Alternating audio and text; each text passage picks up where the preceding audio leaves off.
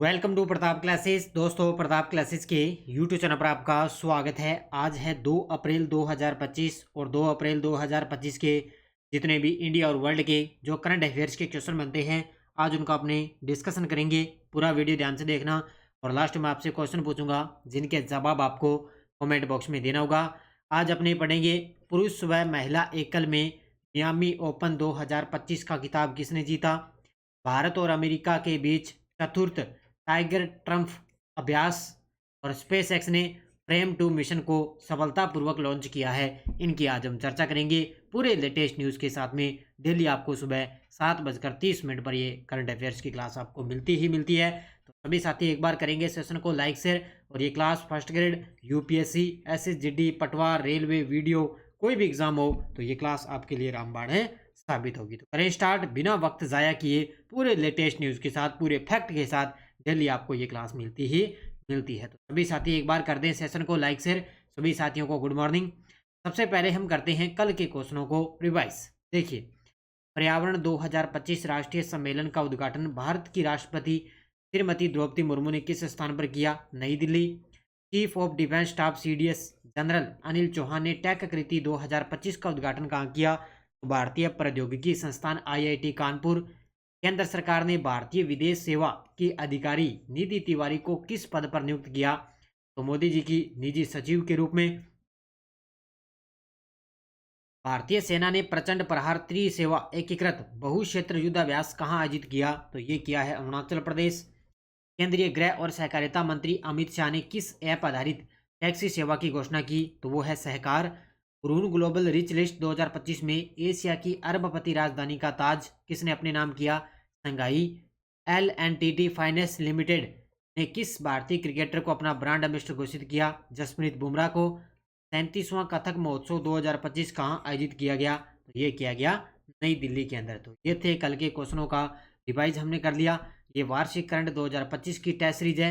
इसके अंदर आपको डेली टेस्ट मिलता है, daily PDF, weekly test, weekly PDF, monthly test और मंथली पीडीएफ आपको मिलती है। और कल मैंने पूरे मार्च महीने का आपको मैंने मंथली क्लासें दे दी है। पूरे मार्च महीने के लगभग मैंने 120 से 30 क्वेश्चनों की रिवीजन क्लास मैंने दे दी है। टेस्ट आज आपको मिल जाएगा। मंथली जो टेस्ट है मार्च महीने का वो आज आपको ऐप के अंदर मिल जाएगा। लेकिन पीडीएफ है, पीडीएफ आपको मिलेगी 4 अप्रैल को। 4 अप्रैल से पहले कोई पीडीएफ नहीं मिलेगी। 4 अप्रैल को पीडीएफ मिलेगी। तैयार रहना, दोनों की दोनों, राजस्थान की भी और इंडिया की भी 4 अप्रैल को मिलेगी। इससे पहले पीडीएफ नहीं मिलेगी क्योंकि पीडीएफ आपको पता है वैसे भी बनाते हैं तो टाइम लगता है उसमें। टेस्ट आपको कल मिल जाएगा और क्लास मैंने आपको दे दी है। टेस्ट है, हो सकता है आज ही मिल जाए, नहीं तो कल तक आपको टेस्ट भी मिल जाएगा मंथली। और इसके अलावा क्लास मैंने दे दी है। तो अच्छे तरीके से पढ़ो।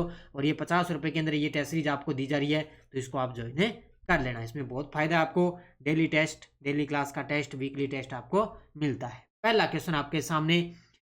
पहला क्वेश्चन है, विश्व की नंबर 1 टेनिस खिलाड़ी आर्याना संबालेका ने 2025 मियामी ओपन का खिताब किस खिलाड़ी को हराकर जीता है? लगा लो भाई स्टार। विश्व की नंबर 1 टेनिस खिलाड़ी है आर्याना संबालेका। ये देखो आपके सामने तस्वीर में, इन्होंने 2025 मियामी ओपन का खिताब किस खिलाड़ी को हराकर जीता? तो इन्होंने फाइनल के अंदर हराया है जेसिका पेगुला को। ऑप्शन नंबर बी, किसको हराया? जेसिका पेगुला को हराकर इन्होंने मियामी ओपन 2025 का खिताब जीत लिया। किसने? आर्याना संबालेका ने। देखो, विश्व की नंबर 1 टेनिस खिलाड़ी आर्याना संबालेका ने मियामी ओपन 2025 का खिताब जीतकर महिलाओं के टेनिस में अपना दबदबा और मजबूत भी कर लिया। फाइनल में उन्होंने जेसिका पेगुला को सीधा सेटों में हराकर अपना पहला मियामी ओपन खिताब जीता है। फाइनल वाला याद रखना, जेसिका पेगुला। संबालेका ने अपना 19वां WTA खिताब, 8वां WTA 1000 खिताब और तीसरा ग्रैंड स्लैम खिताब अपने नाम में कर लिया है। तो इससे पहले अब मियामी ओपन का उन्होंने तीसरा ये ग्रैंड स्लैम खिताब अपने नाम में कर लिया है। ये तो बात थी महिला की। तो महिला के अंदर किसने जीता? आर्याना संबालेका ने। अब बात कर लेते हैं पुरुषों के अंदर। पुरुषों के अंदर किसने जीता? तो 29 वर्षीय चेक गणराज्य के जेकब मैनसिक जेकब मैनसिक ने नोवाक जोकोविच को हराकर मियामी ओपन में अपना पहला एटीपी खिताब जीता है। जबकि उन्होंने पूर्व नंबर 1 एक खिलाड़ी को 100वां खिताब जीतने किया है। तो बड़े गजब के खिलाड़ी थे नोवाक जोकोविच, टेनिस के खिलाड़ी। और ये अपना 100वां खिताब ये जीतने वाले थे, लेकिन ये फाइनल के अंदर हार चुके थे। इन्होंने 100वां खिताब जीतने से रोक दिया। किसने? ये है चेक गणराज्य के जैकब मैंसिक। तो इन्होंने पुरुष एकल का खिताब जीत लिया है मियामी ओपन 2025 में। तो दोनों को अच्छे तरीके से याद कर लेना, महिला वाला और पुरुष वाला। अगला क्वेश्चन, भारत ने म्यांमार में भूकंप के बाद मानवीय सहायता के लिए कौन सा ऑपरेशन शुरू किया है? भारत ने म्यांमार में भूकंप के बाद मानवीय सहायता के लिए कौन सा ऑपरेशन शुरू किया? कल परसों मैंने बताया कि म्यांमार के अंदर भूकंप आया था और भूकंप आने के बाद में अभी जो थाईलैंड के प्रधानमंत्री है उन्होंने आपातकाल की घोषणा कर दी। उसके लिए मानवीय सहायता के लिए भारत ने कौन सा ऑपरेशन शुरू किया? वो है ऑपरेशन ब्रह्मा। कौन सा शुरू किया है? Option number B, operation Brahma शुरू किया है। तो मोदी जी ने 29 मार्च 2025 को म्यांमार के सीनियर जनरल मिन आंग हलाइंग से बात की और विनाशकारी भूकंप के बाद भारत की मानवीय सहायता का आश्वासन दिया था। जो म्यांमार के जो सीनियर जनरल है मिन आंग हलाइंग, इनसे बातचीत की और उन्होंने मानवीय सहायता के लिए उनके लिए आश्वासन दिया। इसी बातचीत से कुछ घंटे पहले ही भारत ने ऑपरेशन ब्रह्मा शुरू कर दिया, जिसका उद्देश्य आपदा राहत, खोज और बचाव अभियान तथा चिकित्सा सहायता प्रदान करना इसका मुख्य उद्देश्य है। याद रखना, भूकंप से संबंधित भारत और म्यांमार ने उनकी सहायता के लिए कौन सा ऑपरेशन किया? ऑपरेशन ब्रह्मा शुरू किया है। थाईलैंड ने आपको बताया आपातकाल की घोषणा कर दी। भारत और अमेरिका के बीच चतुर्थ टाइगर ट्रम्प अभ्यास किस तारीख से किस तारीख तक आयोजित किया जाएगा? भारत और अमेरिका के बीच में कौन सा अभ्यास है? चतुर्थ संस्करण है इसका। और ये कौन सा अभ्यास है? Tiger Trump. ये कब से कब तक आयोजित किया जाएगा? 1 से लेकर 13 अप्रैल 2025 तक, यानी कि 1 अप्रैल से ये स्टार्ट हो चुका है और ये 13 अप्रैल 2025 के अभ्यास है चलेगा। किसके बीच में? भारत और अमेरिका के बीच। कौन सा अभ्यास? Tiger Trump. तो भारत और अमेरिका के बीच चतुर्थ टाइगर ट्रम्प अभ्यास, जो एक त्रिसेवा मानवीय सहायता और आपदा राहत अभ्यास है। ये क्या है? एक त्रिसेवा मानवीय सहायता और आपदा राहत अभ्यास है। ये 1 से लेकर 13 अप्रैल 2025 तक पूर्वी समुद्री जो तट है वहां पर आयोजित किया जाएगा। पूर्वी जो समुद्री तट है वहां पर आयोजित किया जाएगा। 2 चरणों में चलेगा।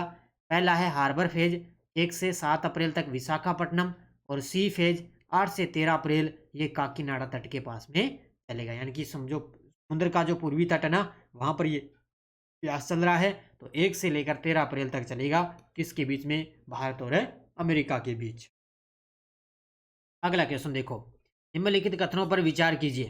पहला कथन है कि स्पेस एक्स ने फ्रेम 2 मिशन को सफलतापूर्वक लॉन्च किया, जो पृथ्वी की ध्रुवीय कक्षा में जाने वाला पहला मानव अंतरिक्ष मिशन है। बिल्कुल सही है कि स्पेस एक्स ने फ्रेम 2 मिशन को सफलतापूर्वक लॉन्च कर दिया। पृथ्वी की ध्रुवीय कक्षा में जाने वाला ये पहला मानव अंतरिक्ष मिशन है। इस मिशन को नासा के कैनेडी स्पेस सेंटर में फॉल्कन 9 रॉकेट के जरिए प्रक्षेपित किया गया। बिल्कुल सही है। कौन सा रॉकेट था? फॉल्कन 9। फ्रेम 2 मिशन में पूरी तरह नागरिकों की टीम शामिल है और ये 90 डिग्री पोलर ऑर्बिट में 3 से 5 दिनों की अंतरिक्ष यात्रा करेगा। यानी कि जो फ्रेम 2 मिशन है ये 90 डिग्री पोलर जो ऑर्बिट है उसके अंदर 3 से 5 दिनों की अंतरिक्ष के अंदर यात्रा करेगा। तो ये तीनों के तीनों कथन बिल्कुल सही है। उत्तर क्या हो जाएगा? सभी कथन बिल्कुल सही है। अब मैं अंतरिक्ष प्रौद्योगिकी है ना क्वेश्चन आपको इसी प्रकार से दूंगा ताकि अच्छे तरीके से आपके तीनों क्वेश्चन जो है क्वेश्चन रिवाइज हो जाए। तारीख याद रखना, 31 मार्च 2025 को लॉन्च किया गया। तो ये कैनेडी स्पेस सेंटर फ्लोरिडा से। वाहन इसका space x crew dragon resilience यानी कि फॉल्कन 9 रॉकेट पर यह सवार होकर इसको लॉन्च किया गया। 267 मील 430 किलोमीटर की ऊंचाई पर 90 डिग्री ध्रुवीय कक्षा और अवधि 3 से लेकर 5 दिन तक। ये प्रत्येक परिक्रमा से 46 मिनट लगेंगे और पृथ्वी के ध्रुवों से गुजरने वाला ये पहला मानव अंतरिक्ष मिशन रहेगा और अंतरिक्ष में पहली बार एक्सरे परीक्षण भी करेगा। यानी कि अंतरिक्ष के अंदर पहली बार एक्सरे परीक्षण करेगा और इसके अलावा ये पृथ्वी के ध्रुवों से गुजरने वाला पहला मानव अंतरिक्ष मिशन भी होगा। तो ये फॉल्कन 9 रॉकेट के जरिए इसको लॉन्च किया गया 31 मार्च 2025 को। ये देखो आपके सामने तस्वीर के अंदर आपको दिखाई दे रहा होगा। तो ये है फ्रेम 2 मिशन। पंजाब सरकार ने किस स्थान को एक प्रमुख पर्यटन केंद्र के रूप में विकसित करने की योजना बनाई है? पंजाब सरकार ने किस स्थान को एक प्रमुख पर्यटन केंद्र के रूप में विकसित करने की योजना बनाई? तो वो कौन सा पर्यटन स्थल है? नंगल। कौन सा है? नंगल है। ये इसको एक पर्यटन केंद्र के रूप में विकसित करने की योजना बनाई है। उत्तर क्या हो जाएगा? Option number C. देखो, नंगल को प्रमुख पर्यटन केंद्र के रूप में विकसित करना ये उद्देश्य है। इसकी घोषणा किसने की? पंजाब के शिक्षा मंत्री हरजोत सिंह बैंस द्वारा। पंजाब के शिक्षा मंत्री हैं हरजोत सिंह बैंस द्वारा। और इसका जो बजट है वो रहेगा 10 करोड़ का। बजट रहेगा 10 करोड़ का। इसके अलावा झज्जर बचौली वन्य जीव अभ्यारण्य, ये पंजाब का पहला तेंदुआ सफारी रहेगा। ये कहाँ पर है स्थान इसका? श्री आनंदपुर साहिब के अंदर। यानी कि जो पंजाब के अंदर प्रमुख पर्यटन केंद्र के रूप में एक तो विकसित होगा नंगल, तो क्या है? पर्यटन केंद्र के रूप में विकसित किया जाएगा। और एक पंजाब का पहला तेंदुआ सफारी केंद्र कौन सा हो जाएगा? झज्जर बचौली वन्य जीव अभ्यारण्य, ये कहाँ पर है? श्री आनंदपुर साहिब के अंदर। दोनों चीजें अच्छी तरीके से याद कर लें। आंध्र प्रदेश सरकार ने प्रसिद्ध इतिहासकार और पुरातत्वविद मायना स्वामी को किस पुरस्कार से सम्मानित करने की घोषणा? ये देखो आपके सामने तस्वीर में, ये है आंध्र प्रदेश के द्वारा प्रसिद्ध इतिहासकार और पुरातत्वविद मायना स्वामी है। इनको कौन सा पुरस्कार दिया जाएगा? तो ये दिया जाएगा उगादी पुरस्कार। ऑप्शन नंबर बी, कौन सा? उगादी पुरस्कार से इनको दिया गया। आंध्र प्रदेश सरकार ने प्रसिद्ध इतिहासकार और पुरातत्वविद मायना स्वामी को ऐतिहासिक अनुसंधान और सामाजिक सेवा में उत्कृष्ट योगदान के लिए प्रतिष्ठित उगादी पुरस्कार से सम्मानित किया। यह पुरस्कार मुख्यमंत्री एन चंद्रबाबू नायडू द्वारा विजयवाड़ा में एक विशेष समारोह के अंदर प्रदान किया गया। तो ये मुख्यमंत्री एन चंद्रबाबू नायडू द्वारा विजयवाड़ा में एक विशेष समारोह के अंदर उनको ये पुरस्कार दिया गया। कौन सा पुरस्कार है? उगादी पुरस्कार। और ये मायना स्वामी को दिया गया। केंद्रीय गृह मंत्री अमित शाह ने बिहार में 800 करोड़ रुपए से अधिक की विकास परियोजनाओं और कल्याणकारी योजनाओं का शुभारंभ किस राज्य में किया है? देखो, प्रश्न के उत्तर आ गया आपके सामने। तो कहां पर? बिहार के अंदर। कहां पर किया है? बिहार के अंदर केंद्रीय गृह मंत्री अमित शाह ने 800 करोड़ रुपए से की अधिक की विकास परियोजनाओं और कल्याणकारी योजनाओं का शुभारंभ किया है। कहां पर किया है? ऑप्शन नंबर बी, बिहार के अंदर।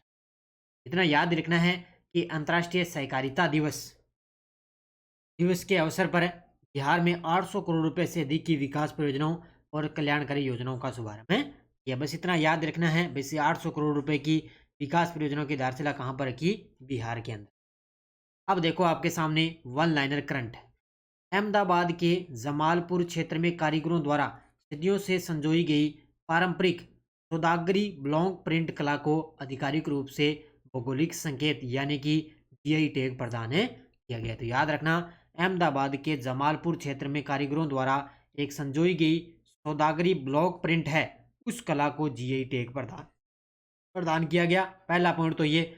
दूसरा है, प्रसिद्ध टेलीविजन और फिल्म अभिनेता रिचर्ड चैम्बरलेन, जिन्हें medical drama doctor killed care और मिनी सीरीज के किंग का निधन हो चुका है। तो इनके नाम से ये जाने जाते थे, मेडिकल ड्रामा यानी कि डॉक्टर किल्डेयर और मिनी सीरीज के किंग के रूप में जाने जाने वाले इनका हाल ही में निधन है।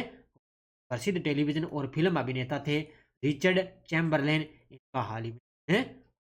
ये याद रखना कि अहमदाबाद के जमालपुर क्षेत्र में जो सौदागरी ब्लॉक प्रिंट है, उस कला को जीआई टैग दिया गया। तो दोनों को अच्छी तरीके से याद कर लेना।